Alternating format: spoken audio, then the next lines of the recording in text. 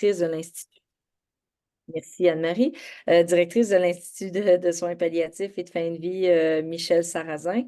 Je suis aussi co-directrice du RQSPAL, donc merci infiniment d'être là. On a le bonheur d'accueillir aujourd'hui trois invités de marque, trois chercheurs et cliniciens experts en soins palliatifs, certaines thématiques des soins palliatifs que j'aimerais laisser s'introduire rapidement. Donc, peut-être Cory.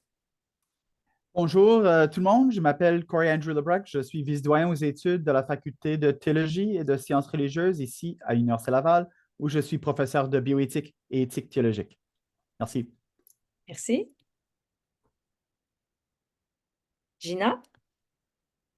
Oui, bonjour. Donc, Gina Bravo, je suis professeure retraitée, en fait, depuis le 1er janvier dernier au département des sciences de la santé communautaire de l'Université de Sherbrooke.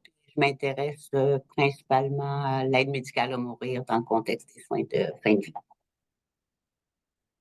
Merci, Gina. Virginie?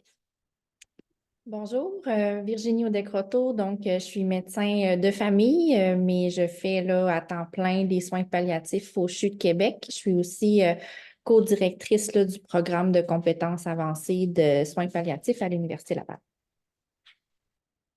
Merci, merci beaucoup d'être là.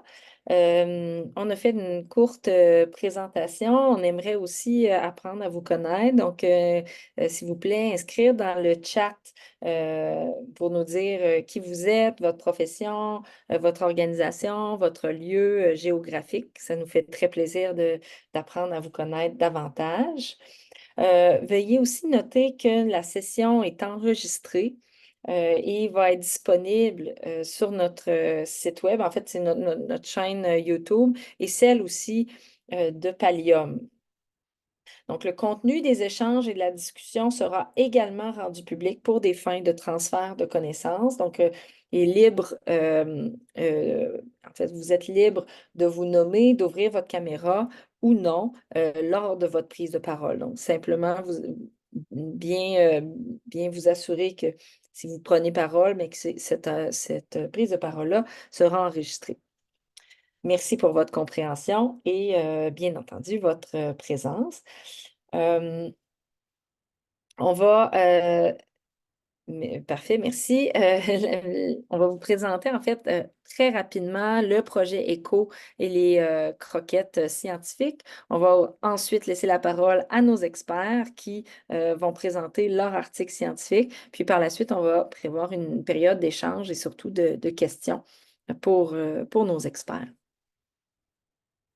Dans un esprit d'amitié et de solidarité, l'Université Laval rend hommage au premier peuple de ces lieux, étant la croisée du Nion-Wensio du peuple Huron-Wendat, du Ndakina du peuple Wabanaki, du Nistasinan du peuple Innu, du Nistaskinan du peuple Atikamekw et du Wolastoquk du peuple Wolastoqé. Nous honorons nos relations les uns avec les autres.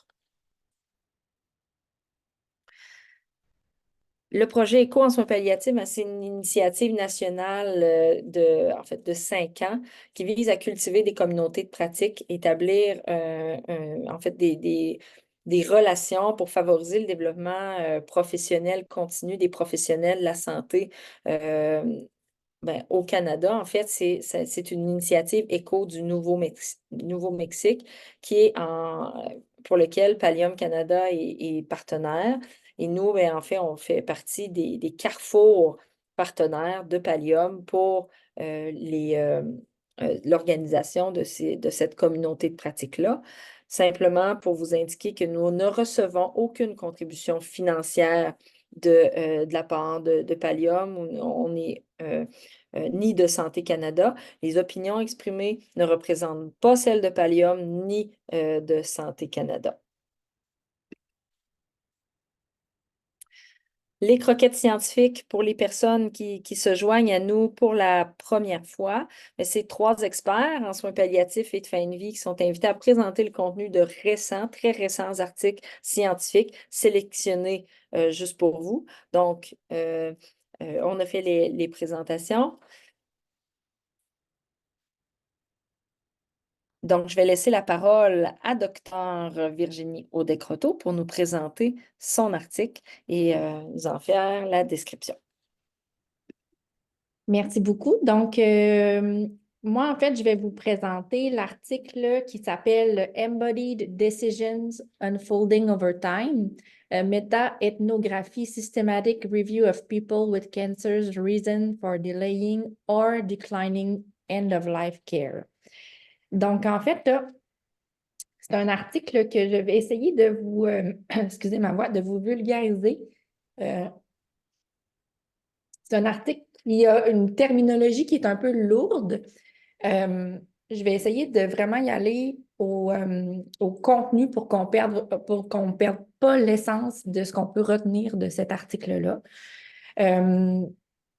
C'est un article que j'ai choisi parce que, comme médecin de soins palliatifs, c'est une question que je me pose et c'est une question que je me pose beaucoup avec la clientèle, les jeunes, en fait, atteints de cancer, les jeunes adultes. Là, je ne travaille pas en pédiatrie, mais les jeunes adultes atteints de cancer, je me suis souvent fait la réflexion à moi-même et avec certains collègues qu'on dirait qu'ils meurent plus souffrants que d'autres. Et ce que je crois, c'est que souvent, ils vont vraiment pousser au bout les interventions parfois futiles, mais qui peuvent peut-être à petit pourcentage prolonger la vie.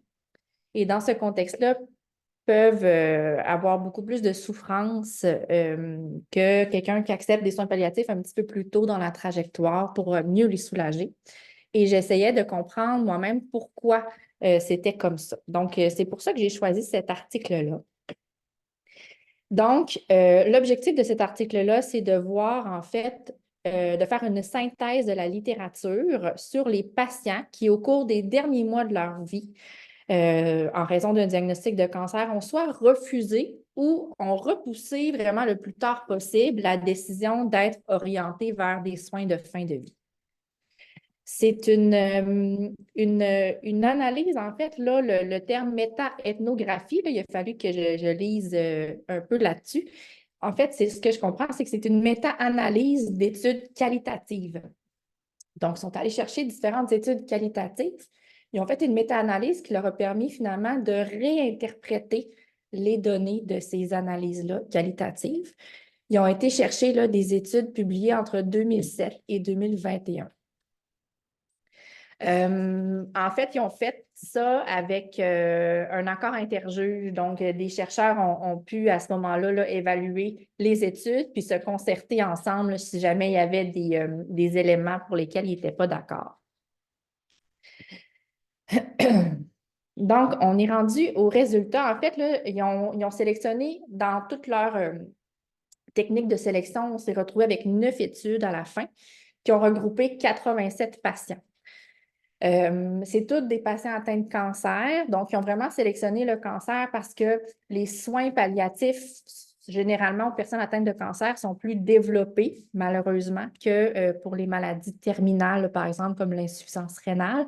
Et donc, on enlève la possibilité que qu'ils n'ont pas eu accès à des soins palliatifs parce que ce n'était pas disponible. C'est vraiment parce qu'ils ont refusé. Et comme je vous disais, ce qui est ressorti de ça, c'est quand même assez complexe. En gros, là, ce qu'on peut retenir, c'est leurs principes clés. Puis là, il y avait, je trouve, un enjeu, je pense, de terminologie en lien avec le langage. Donc, eux autres, ils parlent de Embodied Decisions Unfolding Over Time. En gros, c'est que c'est des décisions qui sont incarnées dans le sens où c'est vraiment inscrit dans le vécu de la maladie du patient. Puis, c'est des décisions qui vont évoluer avec le temps, en comparaison avec simplement une approche, une vision binaire qu'on accepte ou on refuse, puis ça finit là. Ça va changer, évoluer tout au long de la trajectoire de soins oncologiques. Et ça, c'est vraiment leur concept clé que vous voyez dans le rectangle vert au centre du triangle. Ils ont ressorti 3 principaux thèmes dans leur analyse, qui sont la communication, l'incertitude et les situations qui évoluent. Puis de ces 3 principaux thèmes-là, on peut ressortir différents sous-thèmes qui sont dans votre rectangle vert plus large. Je vais vous parler de chacun de ces thèmes-là. En fait, là, si on prend, par exemple, la communication, dans la communication, c'était vraiment, en fait, une question, premièrement, de moment de la communication. Donc, je m'étais pris des petites notes, là. Le moment de la communication, c'est-à-dire ça a été fait à quel moment? Est-ce que c'est un moment propice pour la personne de discuter de ça? Donc, ça, il y a un élément important à ce niveau-là. L'autre élément, c'est comment c'est dit, comment on va véhiculer l'information, donc dans le vocabulaire qui est utilisé auprès du patient. Mais aussi, il peut y avoir des barrières de langage chez les personnes qui sont, par exemple, des personnes qui sont immigrées au pays. Puis aussi des barrières de culture là, qui sont majeures. Là, je vous donne un exemple. Si j'essaie de communiquer les soins de fin de vie à quelqu'un qui vient, qui a une culture autochtone, ben, on a vraiment des cultures quand même différentes par rapport à l'approche, par rapport à la fin de vie. Donc, ça peut amener une barrière au niveau de la communication avec d'autres cultures. Donc, le moment où c'est discuté, la façon dont c'est discuté, puis aussi ce qui est dit en termes d'information, comment sont présentés les soins palliatifs, comment sont présentés les milieux de soins. Donc, ça va jouer. L'incertitude, c'est un thème qui revient puis qui est vraiment prédominante dans leur étude. L'incertitude, par exemple, par rapport au pronostic. Donc, un patient qui est incertain de son pronostic va avoir tendance généralement à soit refuser ou repousser le moment où il va accepter de recevoir des soins palliatifs de fin de vie. L'incertitude par rapport au traitement. Donc, un patient qui ne saura pas s'il y a d'autres traitements possibles pour lui, ou qui n'est pas certain de la suite des choses par rapport au traitement, va avoir tendance à ce moment-là à repousser ou à décliner les soins palliatifs. L'incertitude aussi par rapport aux soins palliatifs, donc c'est la compréhension de ce que c'est, la compréhension de est-ce que je vais y avoir accès, qu'est-ce que c'est au juste, donc ça rentre dans l'incertitude. Puis les situations qui évoluent, bien ça, c'est vraiment au moment où on discute avec le patient, sa situation qui lui est propre. Et là, on a toute la situation du patient, de la famille, de la culture, financière aussi. Je vous donne un exemple là, dans les situations qui étaient rapportées dans les verbatims. Il y avait un père de famille, par exemple. Pour lui, dans sa situation avec ses valeurs à lui, il trouve important de transmettre l'image d'un combattant. C'est quelque chose qu'on entend beaucoup aussi. Hein? Je combats le cancer, je ne baisserai pas les bras et comme ça, je vais donner cette image-là et cet exemple-là à mon enfant. Donc, ça, c'est propre à sa situation à lui. Toute la notion d'espoir, là, quand vous regardez, là, on est plus dans les sous-thèmes, mais généralement, l'espoir va être plus associé au traitement plus curatif ou plus invasif. Puis, c'est comme si quand on passe en soins palliatifs, ça peut être qu'il y a une perte d'espoir pour les patients. Donc, ça aussi, ça va jouer. Et la confiance, si on regarde encore dans les sous-thèmes, la confiance envers le professionnel avec qui on va discuter de soins palliatifs. Donc, on va pouvoir changer de diapo. Fait que c'est pour ça que je vous disais, c'est une grosse étude, honnêtement, un peu indigeste, mais vraiment intéressante de ce que j'ai pu en retirer. Puis, il faut comprendre vraiment l'idée qu'au final, la décision, c'est plus un processus dans le temps qui peut varier selon le moment où on va en discuter, comment on va en discuter, puis la situation propre du patient au moment où on va en discuter. Par exemple, le patient, est-ce qu'à ce moment-là, il est-tu souffrant ou ses besoins sont déjà remplis par les services qu'il a déjà, auquel cas il ne verra pas l'apport des soins palliatifs en plus.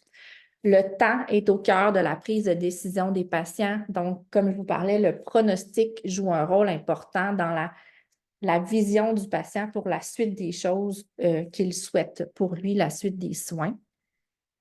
On va pouvoir changer de diapo. Puis tout ça s'inscrit finalement dans une vision globale de l'humain comme personne. Donc, on parle vraiment de la dimension physique, sociale, spirituelle, émotionnelle. Donc, c'est vraiment une décision qui est complexe. Puis ça, ben, ça me fait réfléchir dans le sens que moi, je prône beaucoup l'approche précoce des soins palliatifs, l'approche intégrée des soins palliatifs. Donc, plus on commence tôt, plus on soulage les patients, puis on travaille avec les traitements curatifs. Mais il faut comprendre que pour certaines personnes, des fois, il y a vraiment une notion de timing qui va faire en sorte qu'ils ne vont pas nécessairement souhaiter participer à ça d'emblée.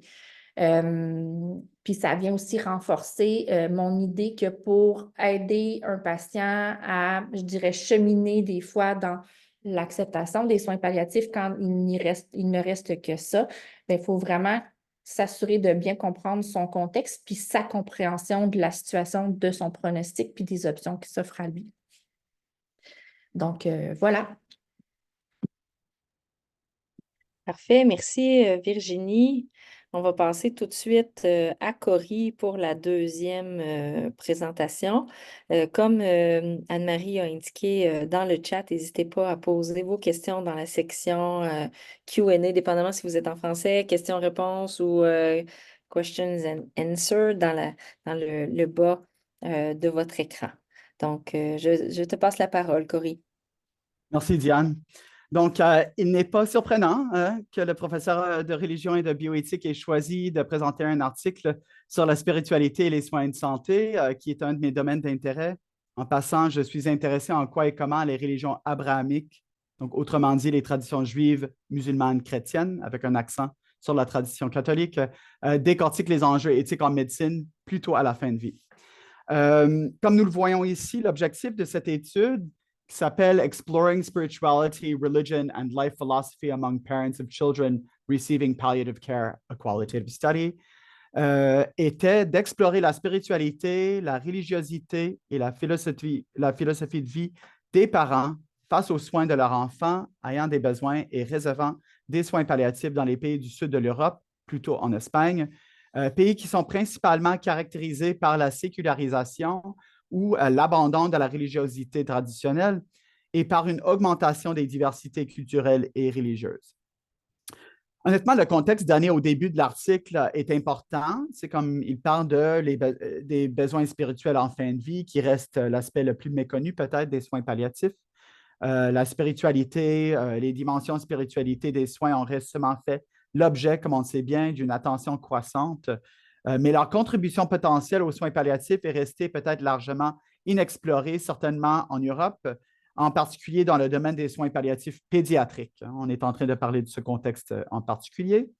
La majorité des études s'étant concentrées sur les adultes, et par ailleurs, les études ont surtout été menées dans les pays anglo-saxons, donc intéressant à souligner, étant donné les multiples facettes de la spiritualité et les différentes façons dont la spiritualité est comprise, est intégrée dans les soins de fin de vie d'une culture à l'autre, il convient d'être extrêmement, ou peut-être au moins prudent, lors du transfert d'approches provenant d'autres pays présentant d'importantes disparités culturelles.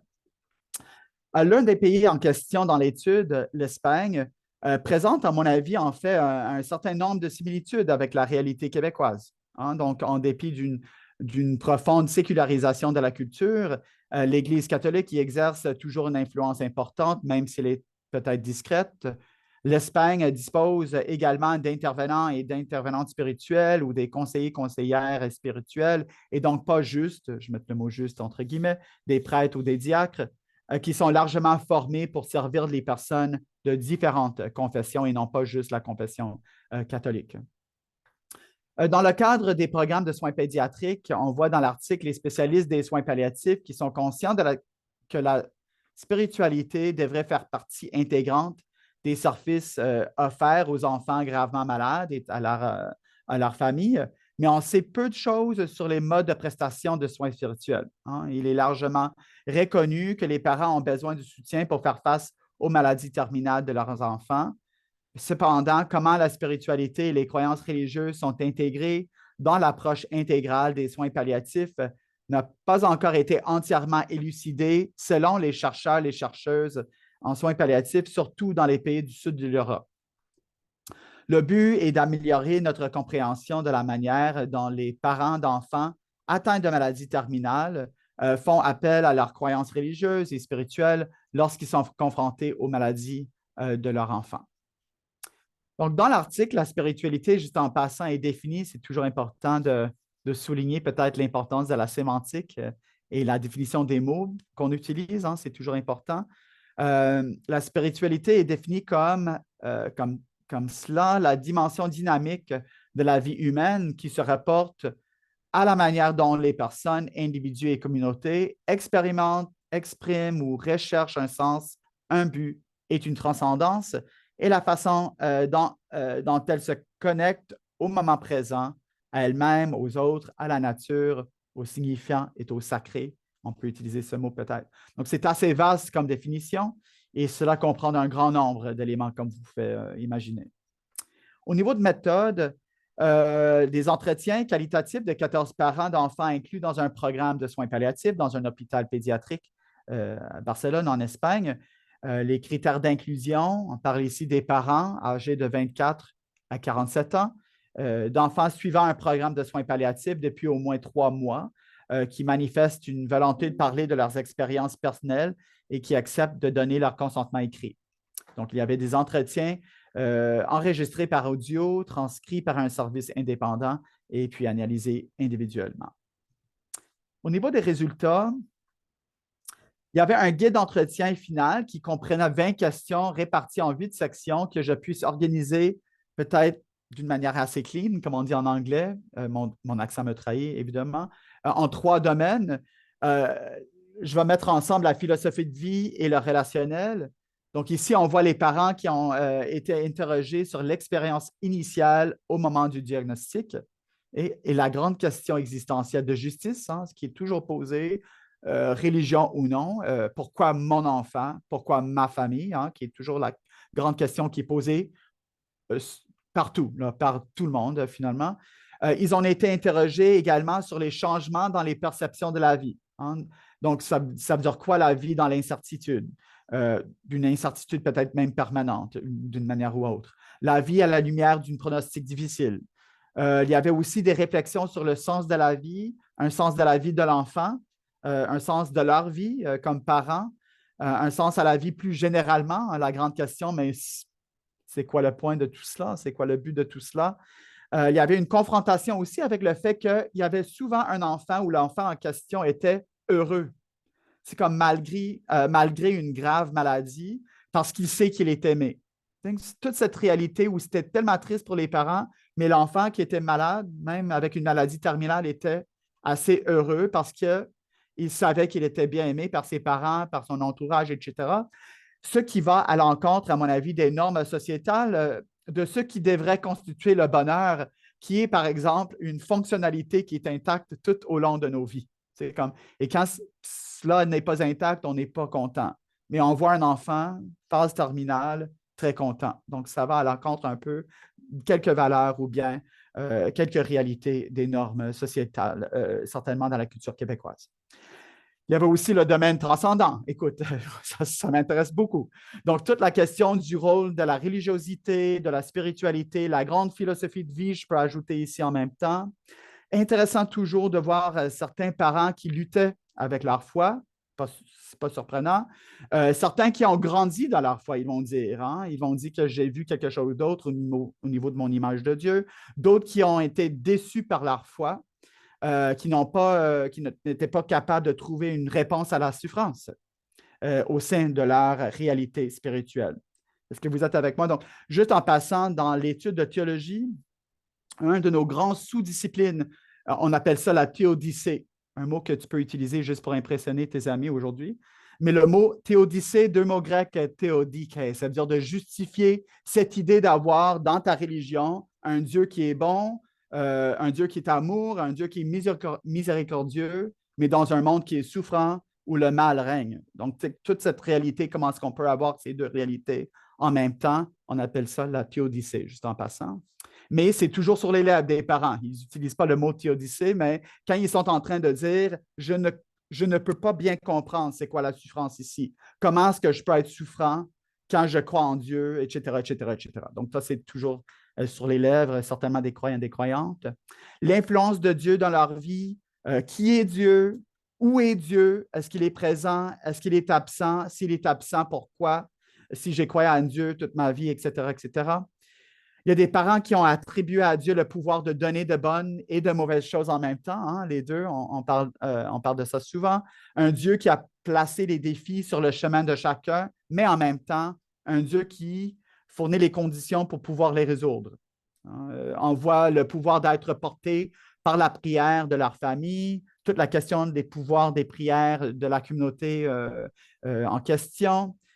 Les parents étaient interrogés sur les croyances liées peut-être à l'espoir, toute la question de l'espoir et de l'espérance, les sentiments aussi de culpabilité hein, qu'on voit, pas toujours, mais avec des personnes qui sont croyantes, toute cette question, est-ce que j'ai fait quelque chose et maintenant c'est un justice pour un péché, etc., etc. Je reviens à cela.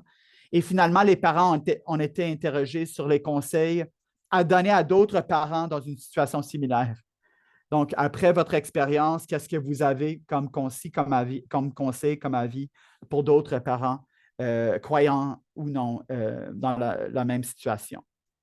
Au niveau des conclusions, les conclusions apportent des contributions cliniquement pertinentes hein, à la redéfinition du rôle de la spiritualité et de la religion dans le cadre des soins palliatifs plutôt pédiatriques. Les chercheurs souhaitent souligner les besoins spirituels des parents, même les parents non religieux. Je pense que c'est toujours problématique de penser que si tu es un parent non religieux, je mets ça entre guillemets, drôle d'expression, mais que tu ne peux pas être spirituel. Il y a plusieurs gens qui vont dire que je suis spirituel sans avoir un lien avec l'institut qui est la religion souvent. Donc, les chercheurs souhaitent souligner les besoins spirituels des parents non religieux et religieux dans un contexte socioculturel majoritairement laïque et l'importance des aspects relationnels.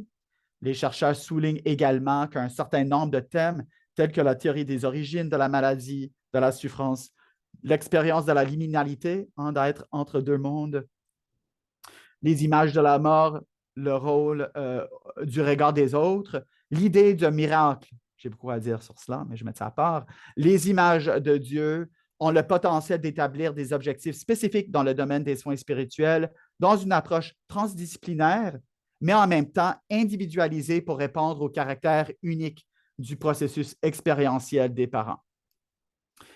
Juste en passant, parce que le temps file, mais lorsque j'étais professeur aux États-Unis, à Atlanta, en Georgie, j'étais dans le sud pendant plusieurs années, on appelle ça le Bible Belt en anglais, hein, et j'étais dans le boucle, certainement, où la majorité des patients s'identifiaient à une tradition religieuse ou se déclaraient spirituels d'une manière ou autre. J'étais toujours intéressé, c'est comme d'entendre comment ils parlaient de Dieu dans leur souffrance ou de l'idée de miracle. C'était intéressant pour moi comme chercheur. Mais il n'était pas rare, comme qu'un patient ou un parent d'un patient se déclarant, par exemple, catholique, qui parlait de Dieu ou de miracle d'une façon qui ne correspondait pas du tout de sa religion religieuse. Et donc, la question qui se posait à moi comme chercheur, comme prof, comme académique, en tant que personne versée dans la tradition en question, était la suivante. Devais-je corriger la croyance de cette personne qu'il portait pendant des années et des années qui ne correspondaient pas du tout? C'est comme à ce que la religion, tradition religieuse en question enseignait. C'est comme le nombre de fois que j'avais des patients qui ont dit « Mais moi, je suis anglican, moi, je suis catholique, et donc, voici la manière que je vais procéder. » Puis je suis comme « Oups, qu'est-ce qu'on fait dans ces situations-là? » Il y avait des croyances un peu problématiques, je vais mettre entre guillemets encore une fois, mais Dieu ne nous donne pas plus que ce que nous voulons ou ce que nous pouvons supporter, quelque chose qu'on voit qui n'est pas du tout l'enseignement de plusieurs religions. Dieu nous donne, si Dieu nous aime, il déclenchera un miracle pour sauver mon enfant. Ou bien j'ai péché dans ma vie, donc maintenant c'est mon enfant qui est puni à cause de cela. Ces types de croyances qui ne roulent pas bien avec les traditions en question. Donc, la nécessité, à mon avis, de faire preuve de délicatesse, de prudence au cas par cas, rappelle également que nous avons besoin des intervenants bien formés dans les traditions religieuses pour dialoguer avec ou bien pour bien accompagner les parents dans cette démarche qui soulève des questions existentielles qui ont un impact majeur sur les parents au cours de la maladie de leurs enfants et encore après. Hein, ce n'est pas les choses qui vont arrêter avec le décès de l'enfant en question, c'est certain. Donc, il va sans dire que le développement de modèles conversationnels conversationnelle pour les soins palliatifs pédiatriques, surtout en lien avec la question de spiritualité, a été désignée par les chercheurs comme une priorité de recherche. Donc, je vais mettre ça ici. Merci. Merci beaucoup, Cory. On va passer à la troisième présentatrice. Gina, je te laisse la parole. Oui, bon, bonjour. Donc, juste en introduction, vous expliquer un petit peu pourquoi j'ai choisi cet article-là. Donc, peut-être que vous le savez, on nous propose un ensemble d'articles dans lesquels on peut choisir. On peut aussi en choisir qui n'est pas dans la liste. Et quand je passais à travers cette liste-là, je cherchais en fait des études qui avaient été faites soit au Québec, soit au Canada, parce que j'avais parfois l'impression qu'une étude qui avait été faite dans d'autres pays, ses résultats n'étaient pas nécessairement applicables. Donc, je cherchais à me rapprocher un petit peu de notre univers. Aussi, je cherchais quelque chose de quantitatif parce que moi, je suis quantitative et je suis contente de constater que mes deux collègues ont choisi un article qualitatif. Donc, ça fait un peu une diversité d'études et je trouvais que c'était aussi une belle petite étude. Alors, c'est pour ça que je l'ai choisi, bien que je ne suis pas spécialiste du deuil, qui est le sujet dont on parle. Alors, tu peux tourner, Anne-Marie? Alors, qu'est-ce que c'est essentiellement? C'est une étude du suivi du deuil d'une cohorte de personnes dont un proche est décédé pendant la COVID-19. Ce que les chercheurs voulaient savoir, comment a évolué leur deuil 6 mois ou 1 an, 18 mois après le décès de leurs proches. Essentiellement, c'est une étude de suivi, donc il y a un temps 1 et il y a un temps 2. Si vous regardez, retourne en arrière, Anne-Marie. Si vous voyez, je ne sais pas si vous voyez ma flèche, mais on dit l'objectif de cette étude de cohorte prospective est de comprendre la trajectoire du deuil. Dans mon esprit, quand je vois comprendre la trajectoire du deuil, ça sonne qualitatif pour moi. Je pense que c'est ça qu'ils font. En fait, ils évaluent le changement dans le deuil. Ils veulent savoir est-ce que le deuil, les aspects compliqués du deuil ont persisté, se sont atténués ou au contraire ont empiré sur une période de 6 mois à 1 an. Ils avaient aussi un deuxième objectif qui n'est pas mentionné ici, c'était si effectivement il y a des proches pour qui le deuil compliqué était maintenu ou même s'est aggravé, est-ce qu'il y a quelque chose de particulier par rapport à ces gens-là? Est-ce qu'on peut les différencier de ceux pour qui ça semble s'être mieux passé? Donc, un objectif secondaire aussi. On peut avancer. Merci, Anne-Marie. Donc, comment ils ont fonctionné? Donc, il faut retourner à l'étude initiale. Donc, c'est une étude où on a remesuré des gens. Qu'est-ce qu'ils ont fait au départ? En fait, ils ont constitué des groupes de patients, 3 groupes de patients qui sont décédés. Donc, un premier groupe de patients qui sont décédés de la COVID pendant la première vague, un groupe de patients qui sont décédés pas de la COVID, toujours dans cette vague-là, et ils ont pris des patients qui sont décédés avant la COVID, donc pas de la COVID. Donc, vous voyez les 3 groupes de patients. Et pour les patients qui étaient décédés de la COVID pendant la première vague, ils les ont appareillés aux 2 autres groupes de patients. Appareillés, si ma mémoire est bonne, pour l'âge, le sexe et si le décès a eu lieu aux soins intensifs ou non. Donc, ça, c'est leur point de départ. Et à partir de là, ils ont identifié le proche, j'imagine, dans le dossier de ces patients. Ils ont communiqué avec eux pour savoir s'ils voudraient participer à une étude sur le deuil. Donc, au départ, il y avait 425, je crois, patients, donc ces 3 groupes dont je vous ai parlé. Ils ont communiqué avec 165 proches de ces patients. On ne sait pas trop pourquoi ils n'ont pas appelé les autres. Est-ce qu'ils ont essayé, ils n'ont pas rejoint, on ne le sait pas trop.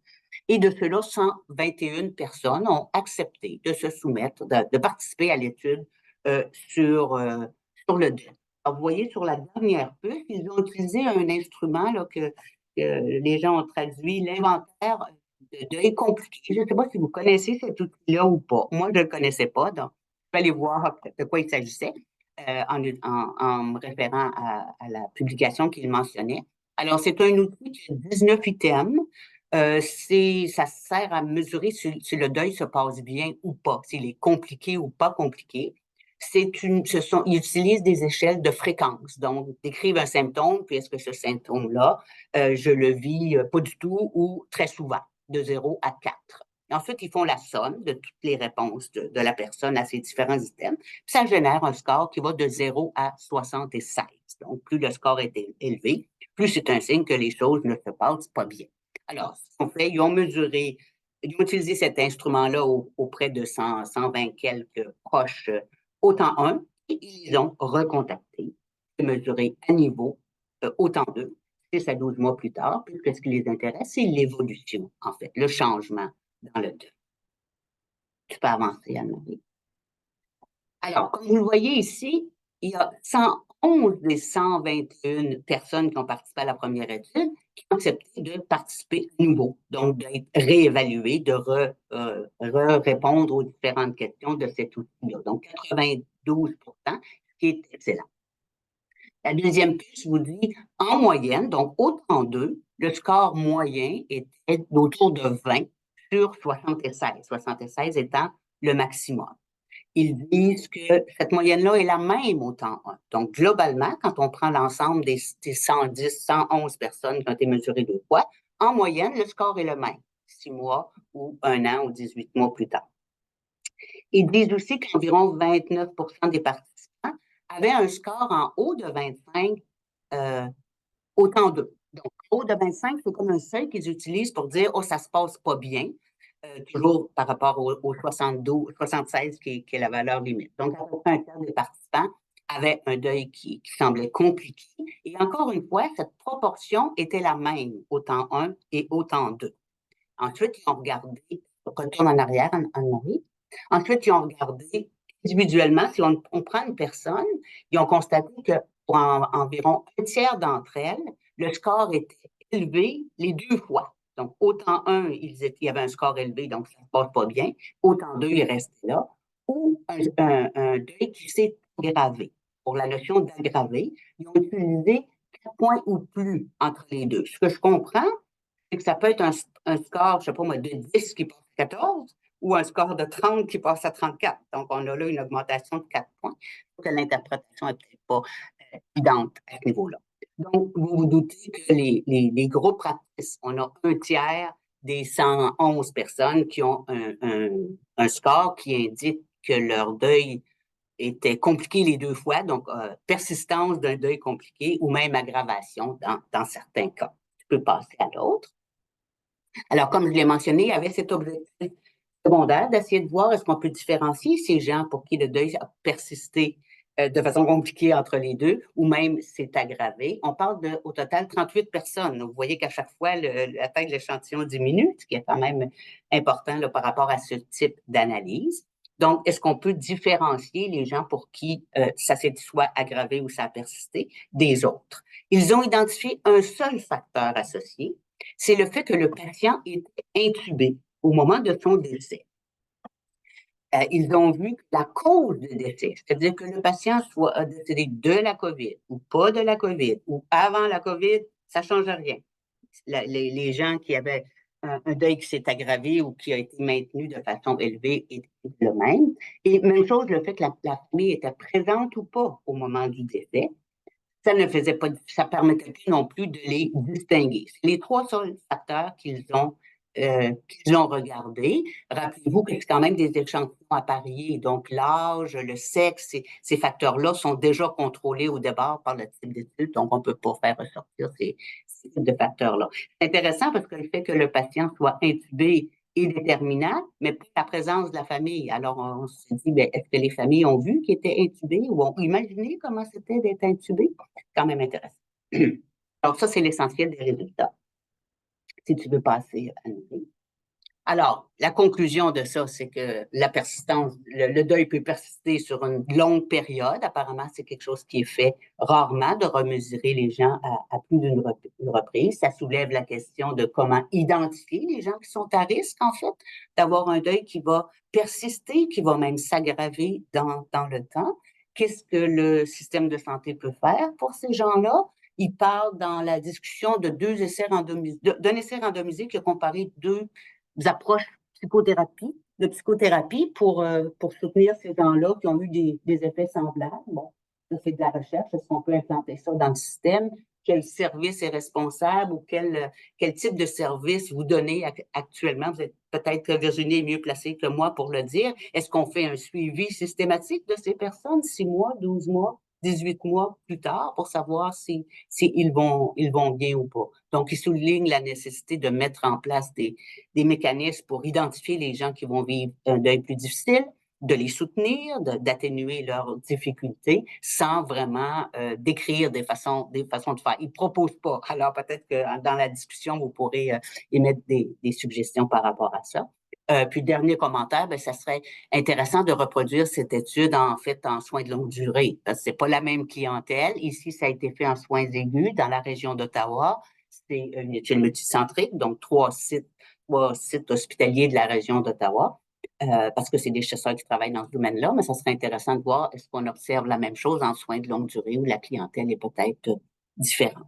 Voilà, alors je m'arrête ici. Merci beaucoup, Gina, Virginie, Cory, pour vos présentations. C'était très intéressant, très informatif. J'espère que vous avez des questions. Pour ceux et celles qui voudraient avoir le lien vers les articles ou avoir une copie des articles, n'hésitez pas à nous écrire, puis on pourra vous les, justement, là, vous avez le lien vers notre site Internet, mais vous pouvez aussi nous écrire Institut Michel Sarrazin à commercial-ulaval.ca pour avoir le lien vers les articles. Avant qu'on prenne les questions, je porte à votre attention les prochaines activités de l'Institut. C'est une conférence de Félix Pazot le 21 mai, mais il y a aussi celle de Anne-Marie Savard en avril portant sur les nouvelles dispositions en lien avec la loi concernant les soins de fin de vie, en lien avec l'aide médicale à mourir. Donc, si ce sujet vous intéresse, restez à l'affût des activités de l'Institut. Donc, on peut arrêter le partage maintenant, puis on va accueillir vos questions.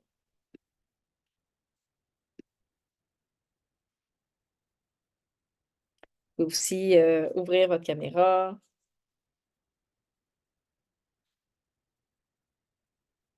Moi, j'ai peut-être en attendant que les gens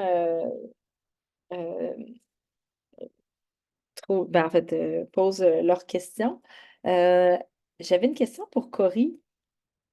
Ce que tu as nommé en termes dans le lien avec le domaine transcendant, en lien avec l'attitude, c'est pas l'attitude, pardon, c'est les propos des parents par rapport à Dieu est bon, je crois en Dieu, puis aussi voir qu'il y a une intervention divine ou donner une certaine représentation de la situation au regard de la croyance.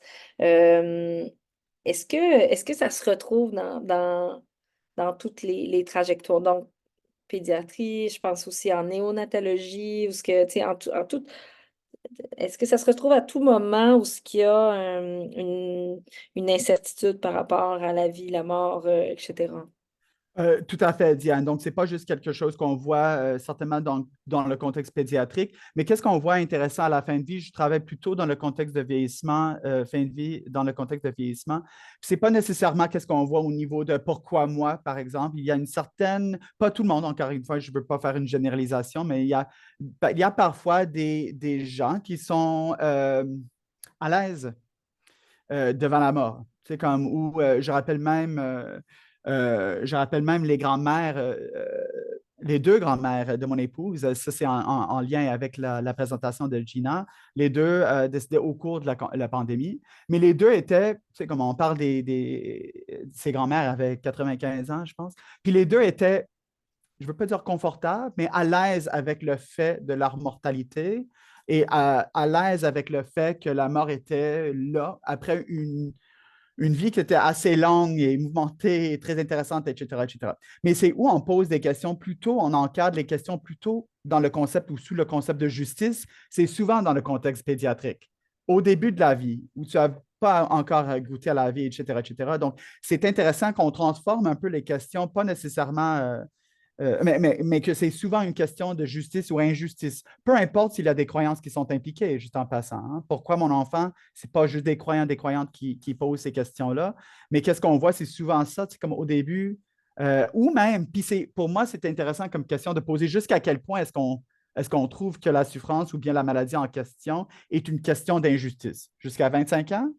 Jusqu'à 40 ans, mon père est décédé à 33 ans, puis tout le monde a pensé que c'était une injustice d'une manière ou autre. Mais à 50 ans, c'est comme j'étais à une célébration d'une funéraire de quelqu'un il n'y a pas longtemps, puis la personne a décédé à 60 ans.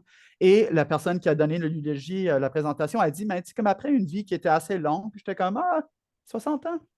Tu sais, comme c'est intéressant nos perspectives de voir, mais maintenant c'est juste et c'est acceptable, je vais mettre ça entre guillemets, un autre qui est une question d'injustice. Je pense que c'est en lien aussi avec notre culture qui est très âgiste. C'est comme aussi là-dedans, c'est comme c'est une chose de dire, mais les jeunes, avec la promesse devant eux, c'est une question d'injustice, etc., etc. Peut-être que rendu à 50, 60, là, c'est comme une malchance, moins qu'une injustice. Il y a peut-être une gradation. Ouais, ouais, non, tout à fait, non, tout à C'est fait. pas, je ris, là, mais c'est plus effectivement si on s'attarde à notre discours. Absolument. Et de plus en Ah plus bon. que je vieillisse, c'est comme je pense que maintenant, le 50 ans, c'est une injustice parce que je m'approche. C'est intéressant, c'est comme on pose la question qu'on est là-dedans. Donc, tout à fait. Excellent, merci. Merci beaucoup. D'autres questions?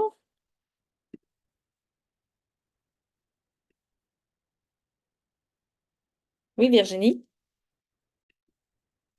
Moi, j'avais une question là, pour Madame Bravo. En fait, là, je me demandais si dans l'article, est-ce qu'ils avaient fait un parallèle avec les taux de deuil compliqués, si on peut dire, pour d'autres situations plus traumatiques, là, endeuillées par suicide ou par un événement tragique, là. Est-ce qu'ils faisaient le parallèle? Est-ce que c'est des taux semblables? Oui, ils le font. Principalement dans la discussion, il rappelle même des événements tragiques. Il y en a un qui me disait rien du tout, un massacre à Stockholm, je crois, je ne sais pas ce que c'est, mais il parlait du tsunami qui avait lieu en Inde, ça je m'en souviens, en 2004. Donc, il y a des gens qui ont étudié le deuil ou la résolution du deuil, je ne sais pas comment vous appelez ça, par rapport à cet événement-là. Et ce qu'ils disent essentiellement, c'est qu'effectivement, ça peut persister, ça peut prendre beaucoup de temps avant que les choses peuvent revenir à leur normale, mais qu'en général, les taux d'autour de 30 qu'ils ont observés pendant la COVID étaient beaucoup, beaucoup plus élevés que ce que l'on voit normalement ou avant la période. Et c'est pour ça qu'ils expliquent, par exemple, les patients qui ne sont pas décédés de la COVID, on ne va pas attribuer à la COVID les difficultés qu'ils ont vécues, mais c'est plus à la période, parce que le deuil, bien que la personne soit décédée avant que la COVID soit déclarée officiellement en mars, la personne a vécu son deuil pendant cette période-là, avec toutes les contraintes et n'a pas eu accès euh, euh, au rituel et tout ça qui aurait facilité son deuil. Donc, oui, ils disent que c'est beaucoup plus élevé que ce qu'on voit dans la littérature. Ils parlent aussi de considérations méthodologiques, là, que souvent les gens mesurent le deuil trop tôt et qu'eux, ils se vantaient, puis là, peut-être vous pouvez confirmer que c'est vrai ou pas, comme je l'ai précisé, je ne suis pas spécialiste de ce sujet-là, mais qui disent que des études qui sont faites avant 6 mois ne sont pas vraiment valables parce qu'il y a quand même une période de stabilisation. Il faut quand même laisser passer cette période-là avant d'aller voir s'il y a quelque chose qui ne va pas bien ou pas. Donc, eux, leur première mesure était faite après le 6 mois. Donc, ça aussi, ça peut affecter, évidemment, si vous vous comparez avec une étude où ils ont mesuré le deuil dans les 2 premiers mois du décès, par exemple, ça va changer les valeurs. Donc, mon souvenir, c'est qu'ils écartaient un petit peu ces études-là. Prenant les autres, ils disaient le taux est beaucoup plus élevé, là, autour d'un tiers, que ce qu'on voyait avant, donc pas dans le contexte de la COVID. C'est vraiment intéressant. Merci beaucoup. Merci.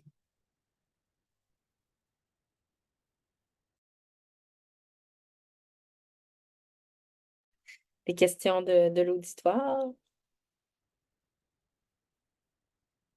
Parce que moi, j'ai d'autres questions, j'ai une liste.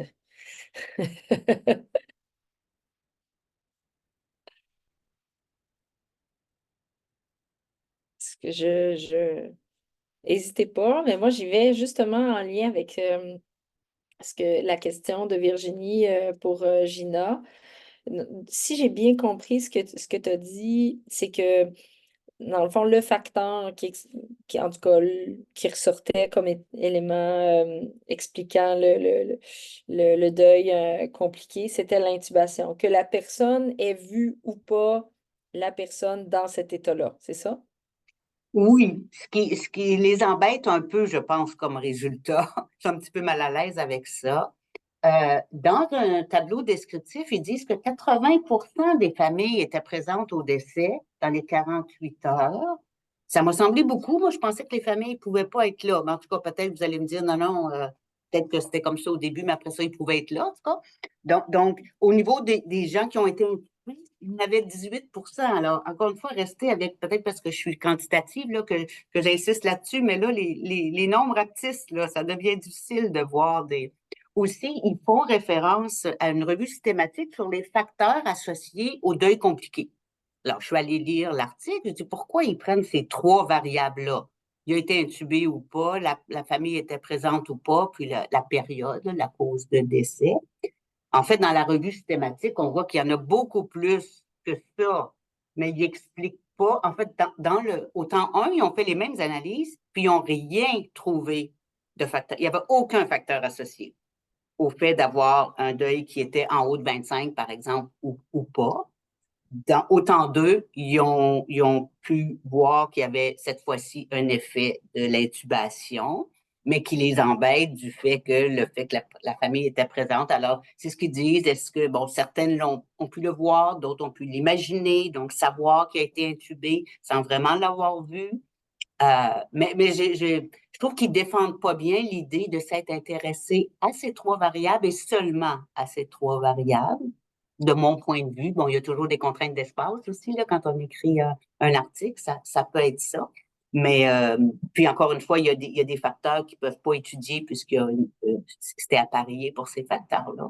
Mais il y en a plein d'autres qui sont nommés dans la revue systématique dont ils ne tiennent pas compte. Peut-être qu'ils n'ont pas l'information aussi. Là, s'ils l'ont pas demandé pendant leur appel téléphonique, ils pourraient pas analyser cette variable. Donc, oui, le seul facteur, c'est le fait d'être intubé, sans trop l'avoir vu nécessairement, ce qui fait un peu. Puis, c'est pas beaucoup de patients, là, donc, qui ont été, une vingtaine, en fait, de patients qui ont été intubés. Donc, ces gens-là, leurs proches avaient un deuil qui était plus persistant ou même c'est aggravé. Est-ce qu'ils ont justifié le 4 points? Alors, il le justifie, c'est une bonne question, parce que j'ai comme juste ce matin, quand j'ai relu l'article pour me remettre dedans, là, je l'avais relu la semaine passée, j'ai dit, je vais m'en remettre un petit peu dedans. Et il le justifie statistiquement. Il dit c'est un demi-écart-type. C'est souvent quelque chose qu'on utilise quand on veut déterminer la taille de l'échantillon, par exemple. On prend un demi-écart-type. Donc, c'est purement, il n'y a rien de clinique dans la définition.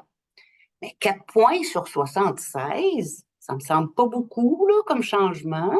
Dans l'article d'origine sur le développement de l'outil, encore une fois, que je ne sais pas si vous connaissez ou pas, là, le Complicated Grief, c'est une étude de validation. Donc, on fait du test-retest, de la validation, mais on ne fait pas du responsiveness. Donc, quand on utilise un instrument deux fois, il faut se préoccuper de la sensibilité au changement. Donc, il ne le faisait pas dans l'article d'origine. Moi, j'ai trouvé que 4 points, c'était pas beaucoup. Ben, vous êtes peut-être mieux à même de le juger. Et surtout, qu'un écart de 4 points, ça peut être, comme je le disais, passer de 10 à 14. Donc, tu n'es pas dans la zone du deuil compliqué dans les deux cas.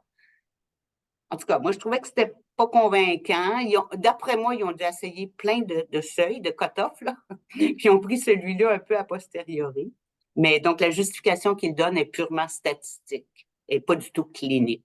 Et moi, sans être clinicienne, et peut-être que Virginie est mieux placée pour le dire, mais sur 19 items qui sont cotés de 0 à 4, un changement de 4 points au total, ça fait pas beaucoup, il me semble. Merci. Virginie? Je suis d'accord là, que le changement de 4 points, cliniquement, là, c'est discutable, effectivement. Puis, je voulais juste, j'essayais de penser là, justement à ta question, Diane, par rapport à l'intubation. Puis là, j'aimais vraiment une réflexion complètement personnelle et clinique, là, je peux dire, là, mais c'est sûr que si on parle de patients intubés qui sont décédés, ben, on présume que ça allait pas bien. Puis, généralement, dans ce temps-là, il va y avoir beaucoup de discussions avec les proches hein, sur on arrête-tu, est-ce qu'on débranche? J'ai l'impression que ça peut peut-être jouer, en tout cas à mon avis, là, pour avoir eu des discussions difficiles avec les familles, c'est un poids qui est lourd à porter pour beaucoup. Donc, c'est vraiment une réflexion comme ça. Je ne sais pas si d'autres veulent partager la leur, là, mais je me disais que peut-être ça pourrait expliquer une partie du deuil plus difficile. Effectivement. Peut-être, si je peux me permettre, Diane, dans le tableau descriptif, il y a des variables comme phone call interactions between the team and the family in the last 5. Donc, il y a quelques items comme ça qui captent la communication qu'il y a eu dans les derniers jours ou ce genre de discussion dont parle Virginie aurait pu avoir lieu. Mais les N sont très, très, très petits. Par exemple, phone call interaction, c'est une famille sur les 120. Virtual interaction between the team and family, 0. Donc, il n'y a pas eu de contact. Fait que les occasions de discuter, on ne va pas l'air, en tout cas, d'avoir été nombreuses dans ce cas-là. Mais eux ne discutent pas de ça. En fait, c'est intéressant comme façon d'aborder la question. Mais ils ne prennent pas cet angle-là. Ils sont plus zut, qu'est-ce qu'on fait avec ça? Là? C'est un peu le feeling que j'ai quand je lis leur discussion. Merci infiniment pour votre participation. Merci pour votre présence. Anne-Marie a déposé dans le chat le formulaire d'évaluation de satisfaction de la présente croquette. On vous demande, s'il vous plaît, de le remplir, de nous donner vos commentaires. On est vraiment en rodage, on s'améliore de séance en séance. Donc, merci de nous donner votre appréciation, vos commentaires, vos suggestions. Merci infiniment à nos experts. J'espère que vous appréciez. Moi, personnellement, j'ai énormément apprécié. J'apprécie à chaque fois et je m'abreuve, même si c'est de la fast-food science, c'est quand même très, très intéressant. Donc, merci infiniment et on reste disponible si vous avez des questions. Merci, au revoir.